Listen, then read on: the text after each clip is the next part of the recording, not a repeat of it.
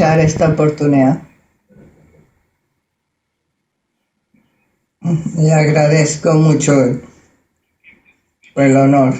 de hacer esta presentación en esta gran ciudad, Nueva York. Cordial y efusivo saludo de parte de los pueblos indígenas de Guatemala, del pueblo de Guatemala y también de todos nuestros hermanos migrantes que viven en esta gran nación. Señor presidente Álvaro Pop, señores expertos independientes, señores delegados de gobierno, señores representantes de pueblos indígenas.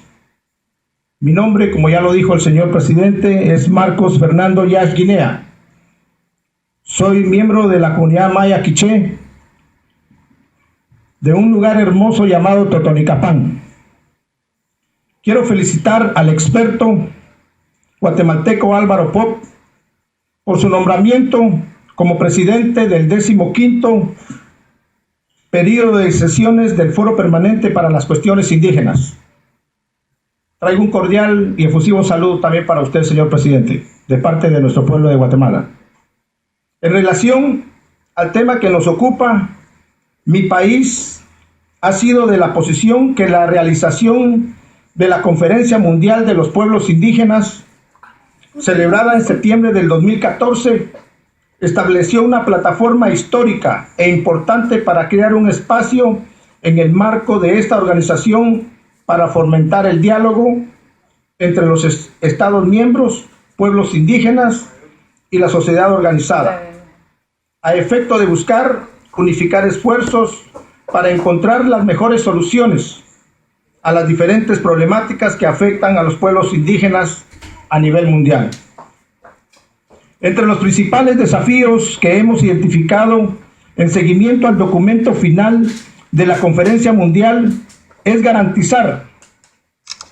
una mayor aplicación e implementación a la Declaración de las Naciones Unidas sobre los derechos de los pueblos indígenas, a efecto de buscar, promover y proteger los derechos económicos, sociales, culturales y los derechos cívicos y políticos de los pueblos indígenas. Al respecto, el Congreso de la República de Guatemala ha jugado el papel que le corresponde, emitiendo marcos legales como la Ley de Idiomas Nacionales, el Código Municipal, la Ley de Promoción Educativa contra la Discriminación, la Ley Marco de los Acuerdos de Paz, la Ley del Consejo de Desarrollo Urbano y Rural, la Ley General de Descentralización y la tipificación del delito de discriminación. Por otro lado, el Estado de Guatemala ha continuado con el proceso de socialización del documento final de la Conferencia Mundial de los Pueblos Indígenas con el sector estatal, empresarial, académico, pueblos indígenas y sociedad civil. La idea principal de socializar el documento con el sector público es que cada instancia, de acuerdo a sus componencias institucionales, incorpore acciones a sus planes tendientes a su cumplimiento. Otro factor a resaltar es la importancia de fomentar y llevar a la práctica una mejor coordinación entre los diferentes mandatos existentes de Naciones Unidas en relación a los pueblos indígenas,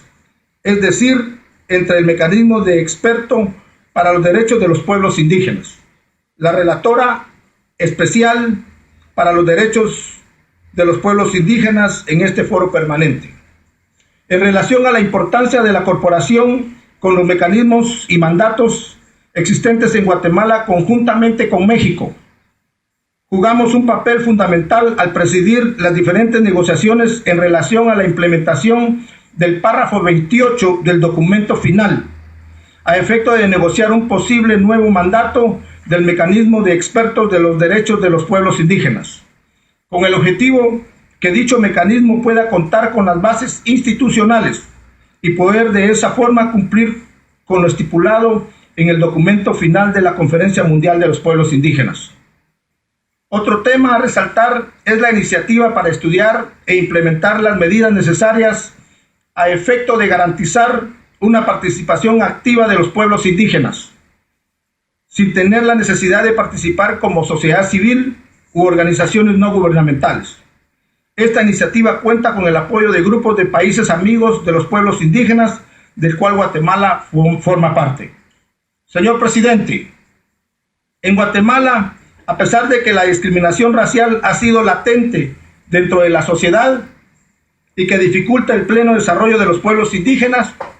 se cuentan con procesos encaminados hacia la inclusión y construcción de un país más participativo e inclusivo. Los retos para el Estado son diversos, incluyendo una reforma constitucional en la cual se incorporen los aspectos establecidos en el Acuerdo sobre Identidad y Derechos de los Pueblos Indígenas y en los instrumentos internacionales de derechos humanos de los cuales Guatemala es parte. Quiero terminar mi participación en nombre de la Comunidad de Pueblos Indígenas del Congreso de la República y de Guatemala con dos reflexiones. Una es que el respeto a la tierra es un sinónimo del respeto a la vida. El señor Martin Luther King, en uno de sus discursos finales, dijo que él tenía un sueño, y el sueño para su servidor como legislador es que algún día en Guatemala se termine la discriminación en contra de nuestros pueblos indígenas. Que Dios bendiga a nuestros pueblos, que Dios bendiga a los Estados Unidos y que Dios bendiga a las Naciones Unidas. Muchísimas gracias.